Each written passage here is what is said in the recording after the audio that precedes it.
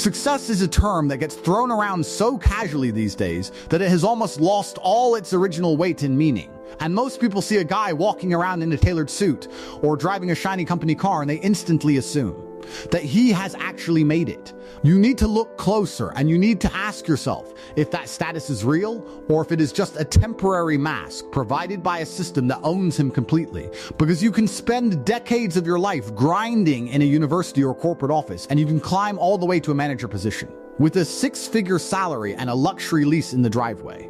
The very second you step outside that specific building and walk away from that specific title, you realize that nobody in the real world cares who you are, and your importance is entirely artificial, and it only exists within the confines of a hierarchy that someone else built for you.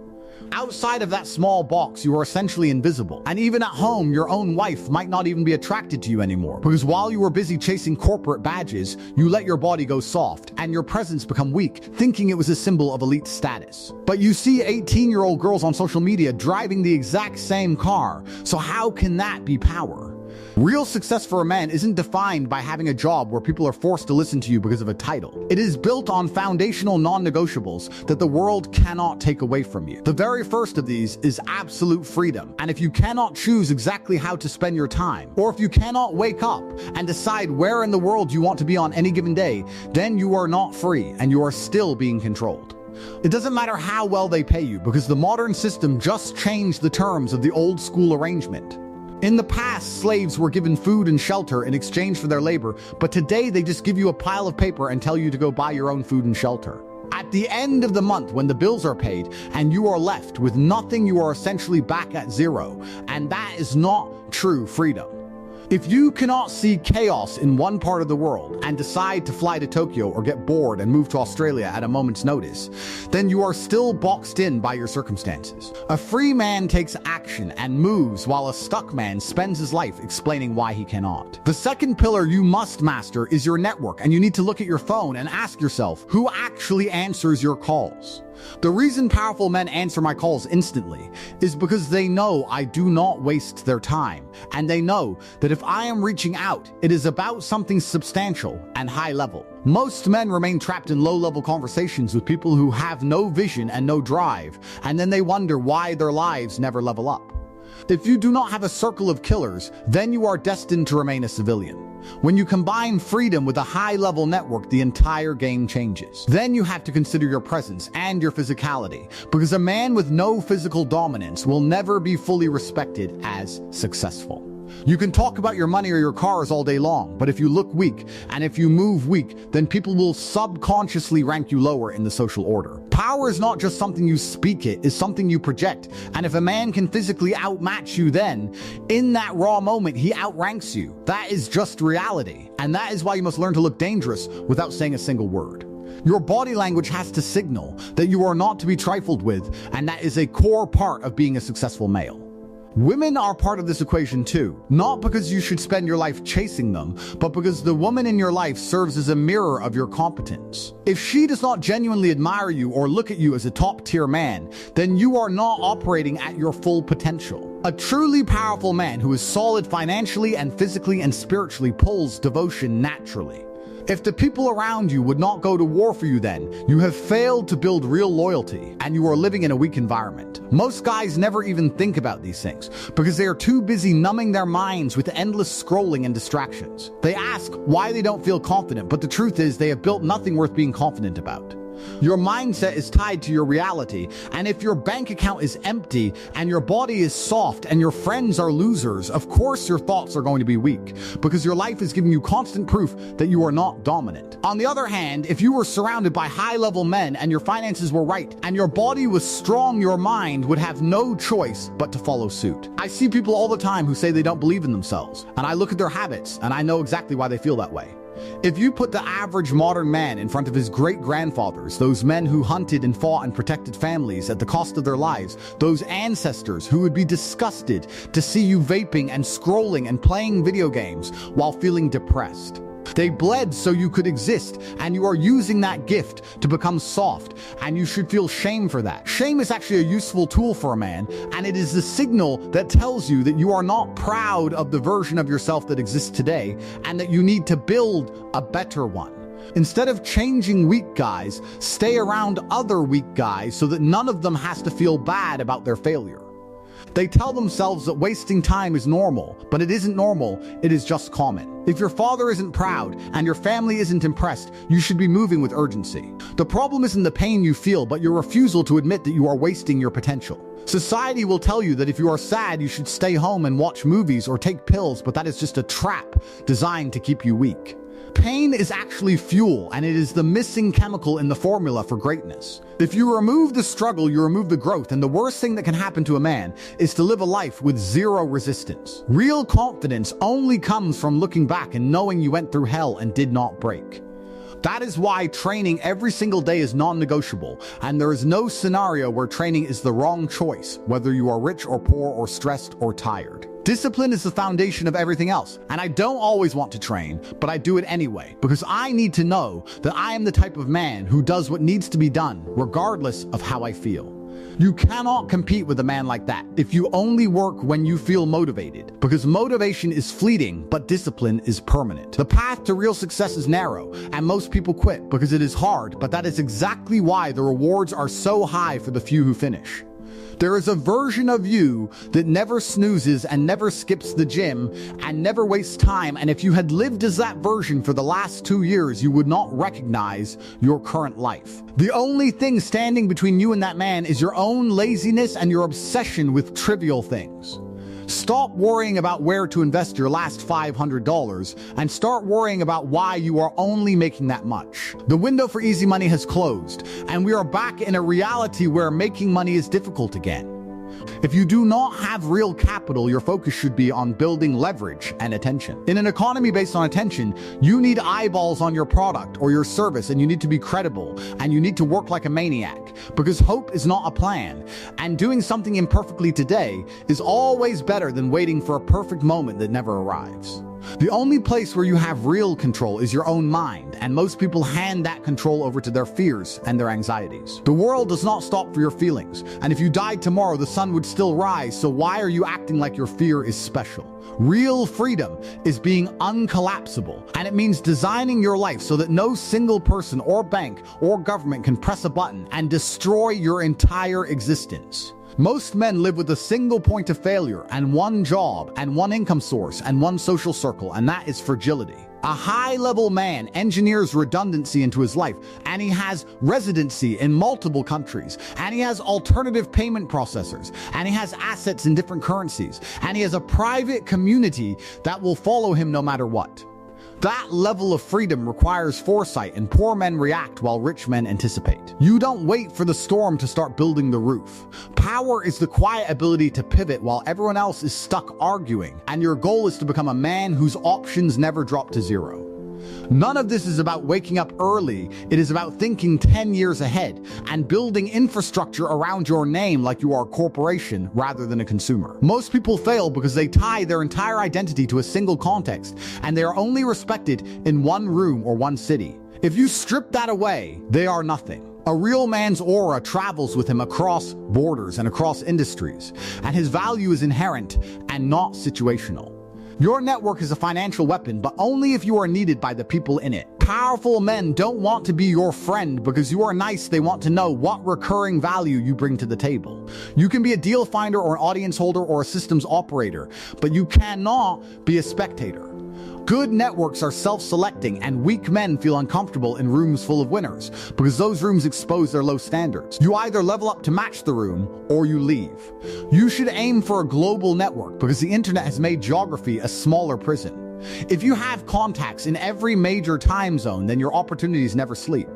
Then you have to master frame control, which is the invisible story that everyone agrees to in your presence. When a leader walks into a room, everyone feels it without a word being said. You establish that frame through consistency and risk tolerance and absolute certainty. People do not follow logic. First they follow certainty, and then they use logic to justify it later. This is why hard men always outrank soft men in every social and business hierarchy. If you own the frame, you control the price and the pace of the interaction. Frames are protected by scarcity, and if you are always available and always explaining yourself, you destroy your own power. Powerful men maintain a real distance because they are actually busy and actually in demand. You can train your social gravity by refusing to argue with unserious people and by enforcing your standards calmly until people stop trying to move you and start moving around you. Your reputation and your narrative are also key to your success. The woman beside you communicates your standards to the world, and if she disrespects you or seeks attention elsewhere, she damages your positioning. High-value men install standards because their life is a brand. Powerful men avoid chaos and mess, and they won't include you in serious moves if your personal life is a disaster. Reputation is how you make money in an attention economy, and every post and every interaction either reinforces your image or contaminates it. You need to pick a lane and become the authority in that space so that selling becomes easy because the story does the work for you. Yes, you will be misunderstood, but that is the cost of being polarized. Narrative design allows you to make money while you sleep because the perception of your value does the heavy lifting. You must leverage attention because whoever gets the eyes gets to decide what to sell. You don't need to be good at everything, but you need one medium where your value is undeniable. Once you have attention, you must convert it into credible income through multiple price points in multiple markets. Asymmetric plays are the key to true wealth, where one action leads to repeated results over time. You should be operating in a way where your videos and your products and your connections compound without your constant manual labor. You need to understand geopolitical leverage and stop confining yourself to one country just because your parents did. We live in an era where you can earn in a rich economy and live in a cheap one, and bank in a stable one, and that is a cheat code for freedom. Finally, you must master crisis and adversity because most men fail the moment life hits them hard. A high-level man assumes disruption and plans for turbulence, and he uses pain as an instructor to teach him how to respond under pressure. When you have multiple income streams and second passports and solid assets, a catastrophe for the average man is just an inconvenience for you. Stop operating on hope, because hope is not a strategy. You must take control of your cash flows and your location and your selection of people and your mental state. The real laziness is mental, and it is the refusal to think at a high altitude and architect a life, rather than just consuming one. A real network is a group of people who increase your speed, and if the people around you are not making you faster at making money or solving problems, then they are just people you are wasting time with.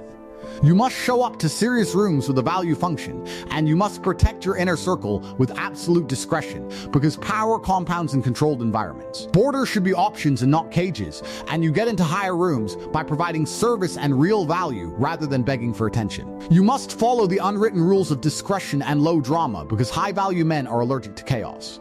If you can master your mind and your body and your network, then you can escape the slavery of the modern system and become a sovereign man who is truly uncollapsible. When you sit down and turn on a video like this, you have to realize that you are at a crossroads between two completely different versions of your future. Most of you are just sitting there watching these images of success and power as if you are scrolling through a museum of things you can never own or lives you can never lead. I do not want you to feel happy for the people you see on the screen, because being a fan of another man's life is a form of self-sabotage that keeps you trapped in your own mediocrity.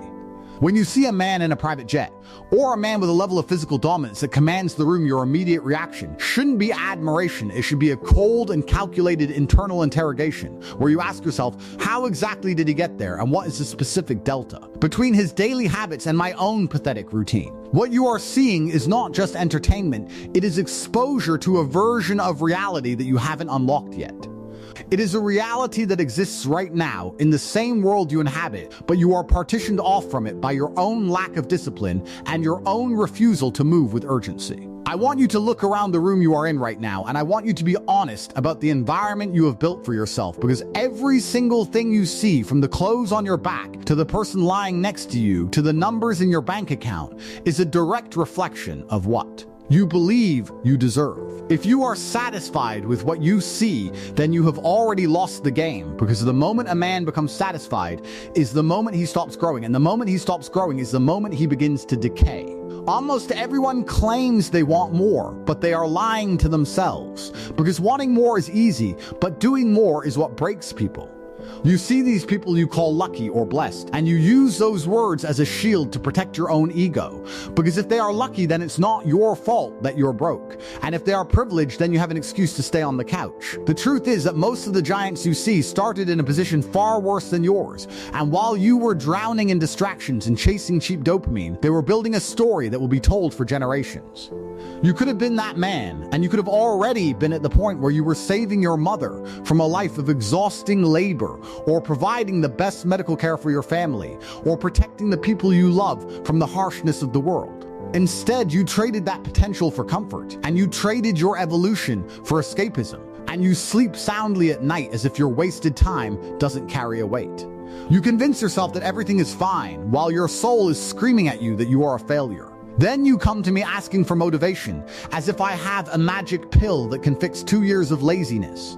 Where was that hunger when you had the time to compound your growth? And why do you only decide to change when life hits you so hard that you have no other choice but to acknowledge the wreckage of your own making? You are like a driver speeding on black ice who ignored every warning sign until he wrapped his car around a tree and then says he should have slowed down. You wait for the most painful version of the lesson instead of listening to the quiet intuition that told you to wake up 1,000 days ago. I am here to push you toward the life you secretly crave but are too terrified to commit to, because it requires a level of sacrifice that most men are too soft to endure. I want you to think about the version of yourself that would exist right now if for the last 700 days you had never skipped a single workout and never wasted a single night scrolling through trash and never let your mind be poisoned by meaningless content. Imagine that man's body and his confidence and the way he would walk into a room and the way women would look at him and the way his enemies would fear him. That version of you isn't a fantasy, he is a mathematical inevitability that was killed by your own choices. The universe is not a cruel place, it is actually remarkably generous to the people who work relentlessly for what they want. I have never once seen a man who pushed every single day with absolute intention and got nothing in return. The people who stay stuck are the people who quit the moment things get uncomfortable, or the people who never truly tried because they were afraid of what failure would say about them. You aren't broken and you aren't too dumb to win, you are just lazy or arrogant or both. You must understand that discipline is the only doorway to freedom, and if you cannot force yourself to do the things you don't feel like doing, then you are a slave to your own emotions. And a man who is a slave to his feelings can never be a leader of men. Greatness is built in the long dark stretches of doing the boring and the painful work while everyone else is asleep or chasing a party. People tell me they aren't lazy because they work a 9 to 5, but I tell them that it takes a special kind of laziness to accept a life you hate for 40 years, rather than using your mind to design an escape. You aren't lazy about moving your arms and legs, you are lazy about thinking. And you are too lazy to question the box you were handed, and too lazy to engineer a better system for your own existence. There are only 3 reasons you don't have the life you want in this modern world. The first is that you simply cannot follow instructions, which is a tiny minority of people. The second is that you are lazy and you quit as soon as the pressure mounts. The third and most common reason is that you are arrogant and you think you know better than the people who already have the results you want. You ask for advice and then you argue with the blueprint and you respond with excuses about why your situation is unique. It's like trying to tell a master composer how to write a symphony when you haven't even learned to play the scales. You don't have the results or the experience to debate a man who has already won the war. Your first job is to shut up and listen. You have to realize that success is hard and growth is hard and change is hard, but being powerless and broke and ignored is also hard. The difference is that one type of hardship leads to a life of options and mobility, while the other leads to a life of regret and limitation. When you are stuck financially, you don't get to choose how you live or where you go or what you eat, and you are at the mercy of the system. Sometimes life makes things uncomfortable specifically to push you into your real purpose, because struggles force you to develop the gifts you would have ignored in times of peace. You cannot just pray for a miracle while doing nothing, because belief without action is just a hallucination. If you want a different life, you have to fight for it, and you have to stop calling people lucky, because that is a direct insult to the years they spent grinding in the dark while you were out having fun. You didn't see them when they couldn't pay their bills, or when they were failing, or when they were working while everyone else was relaxing. Don't you dare show up now and blame luck when your life is the direct result of your own actions. Everything changes the moment you accept absolute responsibility for your current state. You have to stop living in your memories, and I see so many men who peaked in high school, and they are still telling stories about their teenage years while their present life is a crumbling ruin. Every second you spend glorifying who you used to be is a second stolen from the man you are meant to become. Your best story should not be a memory, it should be the work you are doing right now. I want you to look at who you could be in 2 years if you stopped lying to yourself and finally did the work, because that future version of you is waiting. The only question is whether you will keep betraying him or finally rise into the man you were born to be. Strategic thinking is the differentiator between the man who is a pawn and the man who is a player. Most people move through life like pedestrians crossing a busy highway, and they are just trying not to get hit by the next car. They live at the mercy of emergencies, and they think they are working hard because they are always busy fixing problems that they themselves invited through their own lack of foresight. They never see 5 moves ahead, and they never understand the long-term chain reaction of their habits. A man without strategy is just a survivor who is stumbling through a world designed by stronger minds. When his life falls apart, he blames the government or the economy, but he never realizes he was checkmated months ago. The first rule of power is to stop looking at where you are and start looking at where your choices are taking you. A strategic man doesn't ask how he feels today. He asks what his actions today will create 5 years from now. Weak men only see the immediate pleasure or the immediate safety, but strong men evaluate the path that unfolds behind every single step they take, because they know that everything in this world compounds. Your relationships compound, and your skills compound, and your reputation compounds, and your habits compound. If you think short-term, you will live a short-term life, and you will jump from one problem to another thinking that life is random, when in reality, you just haven't learned how to play the long game. Strategy demands that you stop living like a gambler who's hoping for a lucky roll of the dice. You have to realize that the board is always much larger than it appears, and every piece on that board has a hidden cost and a hidden benefit. Look at the people around you and notice how predictable they are, because they act based on impulse and boredom and envy and hunger. They reveal their intentions to everyone who is paying attention, and they fall into the same traps over and over because they never analyze the terrain. They think life is about trying your best rather than outmaneuvering the competition. When you understand strategy, you start to see the invisible architecture behind every human interaction. You can predict who will rise and who will fall and who will betray you and who will crumble under pressure. You realize the world isn't controlled by chance, it is controlled by people who can calmly observe and think ahead and act with precision. Strategic thinking requires you to detach from the noise that most people drown in. You cannot see the battlefield if you are tangled in gossip and envy and emotional outbursts. You must elevate your perspective above the distractions so you can see the patterns that everyone else misses. Look at your environment like an engineer inspecting a bridge and ask yourself, who are the useful allies and who are the silent threats and who is sabotaging themselves and who is gaining influence quietly. Most people don't even know when they are being used or manipulated because they don't understand the flow of power or the control of information. They walk through life thinking they are free while they are blindly following scripts written by stronger forces. To be strategic, you must understand that every single human being wants something, and no one is neutral. Everyone has a motive, even if they don't recognize it themselves. Some people want validation, and some want security, and some want dominance, and some just want to feel important. A strategic mind does not judge these motives, it simply identifies them. When you know what drives a person, you gain the ability to predict their moves. When you can predict them, you can influence the outcome.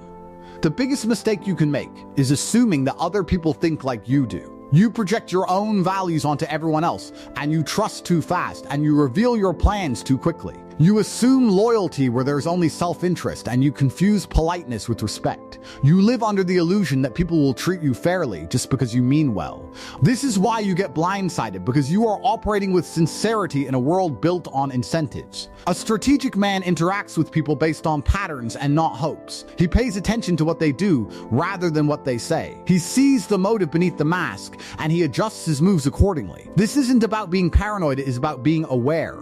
It is about refusing to be the last one to understand what is happening in your own life. It is about seeing the signs of betrayal or opportunity before anyone else does. Imagine 2 men entering a room, and one reacts emotionally and gets flustered, and the other observes quietly and analyzes the incentives and waits for the right time to move. The difference between them isn't intelligence, it is strategy. One is the prey and the other is the hunter. Strategic thinking is quiet and deliberate, and it is the calm you feel when you know you are 10 steps ahead while everyone else is scrambling for a quick win. Strategy is patience in a world of impulsiveness, and it is long-term positioning in a world of short-term desperation. Once you start thinking this way, your entire life shifts and conversations become clearer and conflicts become predictable. You stop wasting time with people who drain your energy, and you stop fighting battles that don't matter. You start playing a different game where outcomes aren't surprises, they are inevitabilities. Life is not a straight line, it is a battlefield of shifting landscapes and hidden traps. The worst thing you can do is move in a straight line that is predictable and obvious, because strategy is fluidity. It is knowing when to advance and when to retreat, and when to disguise your intentions and strike with precision. Those who lack strategy either rush into battles they should avoid, or they stand frozen when they should be taking ground. Every strategic thinker understands the importance of leverage. In nature, the smallest creature can kill the largest if it knows where to attack.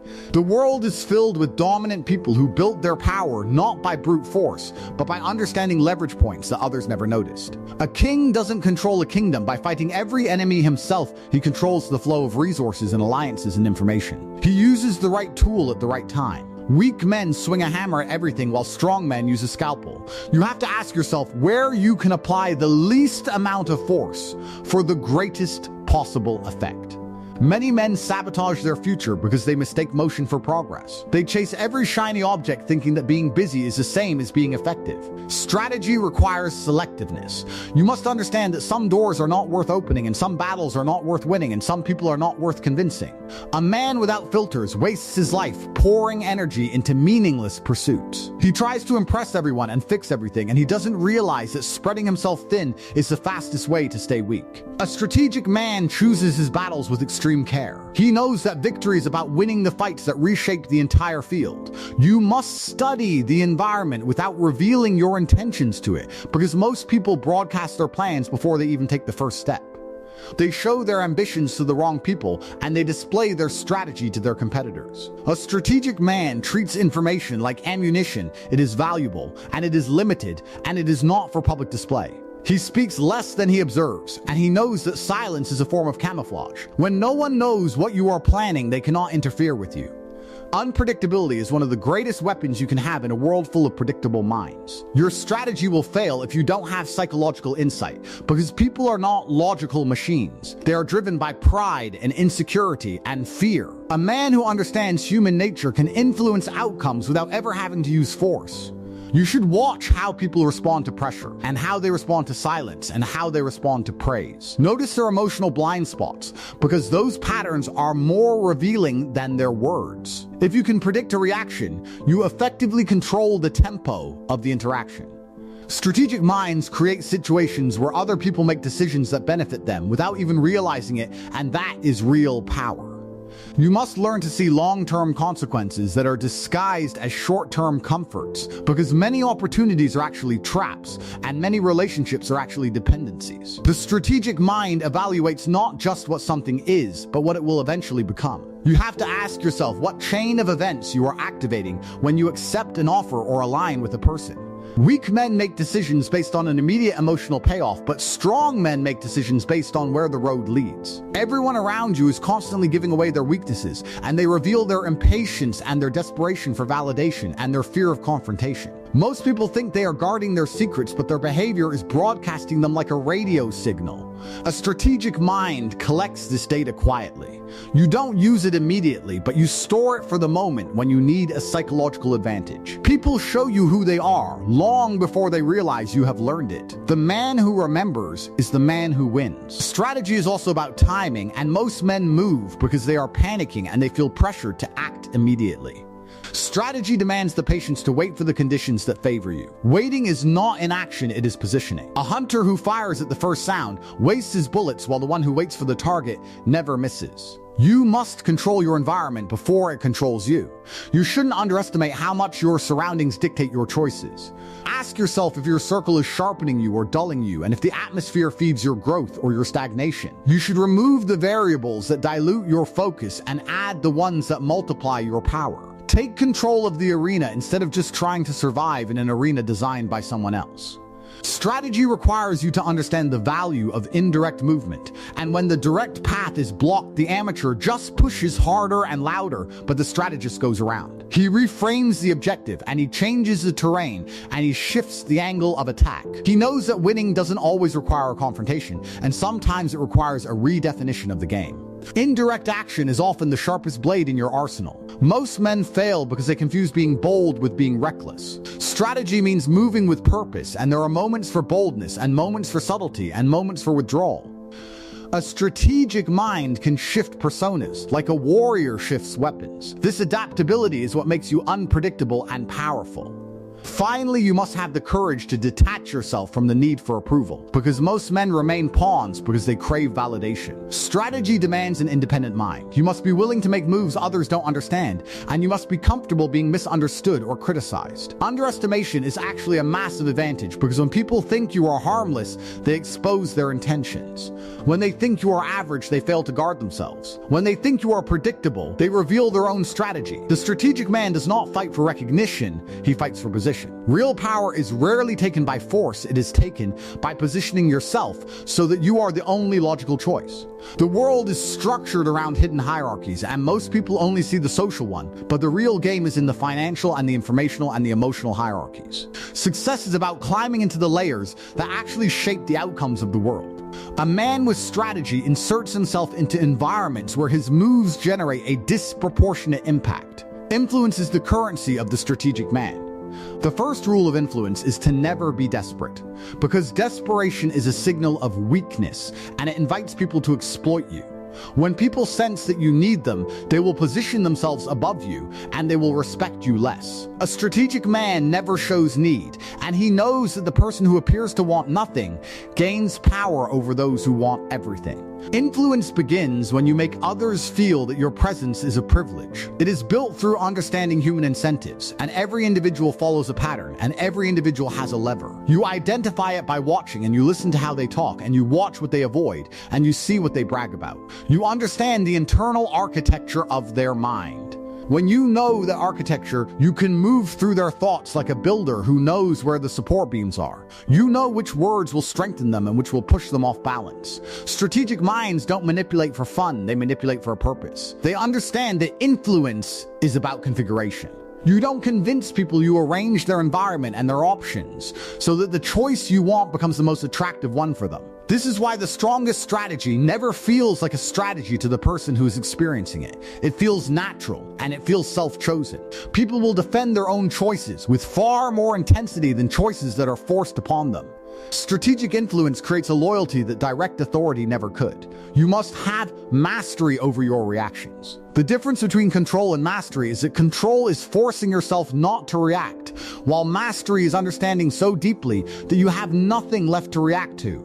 When someone provokes you, the strategic mind does not flare up. It analyzes the intention, and it measures the vulnerability that the opponent just revealed. When someone tries to trigger you, they are showing you exactly where they think your weakness is, and that information is worth more than any insult. A non-strategic man sees an attack, but a strategic man sees data. When you have enough data, you can rewrite the rules of the game. You stop being a victim of circumstance, and you start being the architect of your own destiny. That is the only way to live a life of true power and true sovereignty. It all begins with the refusal to be average and the commitment to think deeper than the person standing next to you. The world is waiting for men who are brave enough to be strategic and disciplined enough to be unstoppable.